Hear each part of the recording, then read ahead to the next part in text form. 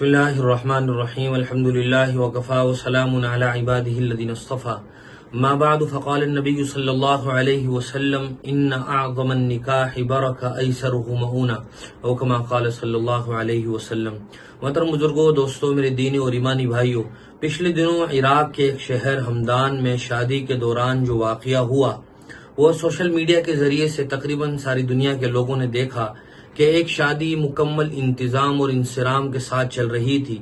تمام تر تیاریاں زور و شور پر تھی، مہمان بھی شادی ہال میں پہنچ چکے تھے۔ اسی دوران ایک ایسا خطرناک واقعہ ہوا کہ جس کی وجہ سے ساری دنیا کے لوگ حیران اور پریشان بھی ہوئے اور سوچنے پر مجبور بھی ہوئے۔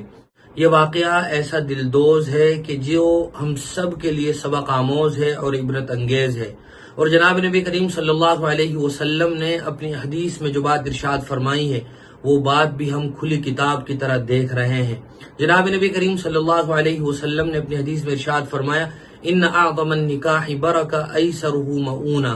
کہ وہ شادی بہت ہی بابرکت ہوتی ہے کہ جس میں خرچ وغیرہ کم سے کم ہو۔ سادگی کے ساتھ شادی یہ دونوں لحاظ سے بہت ہی بابرکت اور مفید ثابت ہوتی ہے۔ آپ نے شعر سنا ہوگا، خدا دیتا ہے جنہیں عیش انہیں غم بھی ہوتے ہیں، جہاں بجتی ہے شہنائی وہاں ماتم بھی ہوتے ہیں۔ یہ شعر اس شادی پر بالکل کھرا اترتا ہے کہ تمام تر لوگ خوشیوں سے نہال تھے، آتش بازی ہو رہی تھی، پٹاخے پھوڑے جا رہے تھے، شاندار ویلکم کیا جا رہا تھا، لیکن اسی دوران ایک چھوٹی سی غلطی ہوئی کہ جس کی وجہ سے وہ ساری خوشی ماتم میں بدل گئی۔ جو لوگ خوشیوں سے کافور تھے وہ غموں سے نڈھال ہو گئے۔ یہ جبر بھی دیکھا ہے تاریخ کی نظروں نے، لمحوں نے خطا کی، صدیوں نے سزا پائی۔ جس شادی سے میاں بیوی اور دلہا دلہن کی ڈولی اٹھنی تھی وہاں سے لوگوں کے جنازے اٹھے، اور 1-2 نہیں، 5-10 نہیں، بلکہ 113 اس سے بھی زیادہ لوگوں کے جنازے اٹھے۔ جس شادی کے ذریعے سے خاندان آباد ہونے تھے، گھر بسنے تھے، وہی شادی اجاڑ کا اور بربادی اور تباہی کا ذریعہ بن گئی۔ میاں بیوی کے بہت سارے قریبی رشتہ دار اس واقعے کی اور اس حادثے کی نظر ہو گئے، گویا میاں بیوی اور دلہا دلہن بھی زبان حال سے یہ کہہ رہے ہوں، شوکت ہمارے ساتھ بڑا حادثہ ہوا، ہم رہ گئے، ہمارا زمانہ چلا گیا۔ جو شادی انسانی زندگی میں خوشیوں کا ذریعہ بنتی ہے وہ شادی غموں کا ایک انبار اپنے ساتھ لے کر آئی۔ کہا جا رہا ہے کہ آتش بازی اور پٹاخے پھوڑنے کی وجہ سے یہ حادثہ ہوا، سارا ہال شادی کا دھوئیں کی وجہ سے بھر گیا، لوگوں کا وہاں سے نکلنا مشکل ہو گیا، لوگوں کے لیے ساری دنیا تاریک ہو گئی، کچھ نظر نہیں آ رہا تھا، ہاہاکار مچا ہوا تھا، لوگ افراتفری کے عالم میں تھے، ایک دوسرے کو بچانا بھی ان کے لیے مشکل تھا، اپنی جان کے لالے پڑے ہوئے تھے۔ قرآن و حدیث اور کتاب و سنت سے ہمیں یہ پتہ چلتا ہے کہ شادی جس قدر سادگی کے ساتھ کی جائے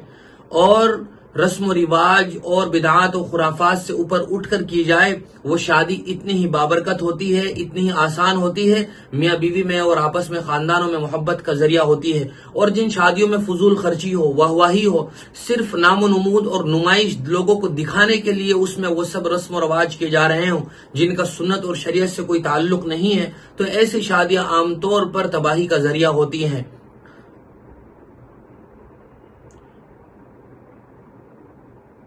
بہت سارے لوگوں کی ناراضگی کا ذریعہ ہوتی ہیں، کوئی کہتا ہے کہ میری چاہت کے مطابق فلاں کام نہیں ہوا، کوئی کہتا ہے کہ مجھے فلاں سامان نہیں ملا، کوئی کہتا ہے کہ یہ کام اس طرح ہونا چاہیے تھا، اس طرح نہیں ہوا۔ لوگوں کی ناراضگیاں، اور پھر اگر خدا نخواستہ کسی وجہ سے میاں بیوی کے درمیان سیپریشن اور علیحدگی کی نوبت آ جائے تو پھر جو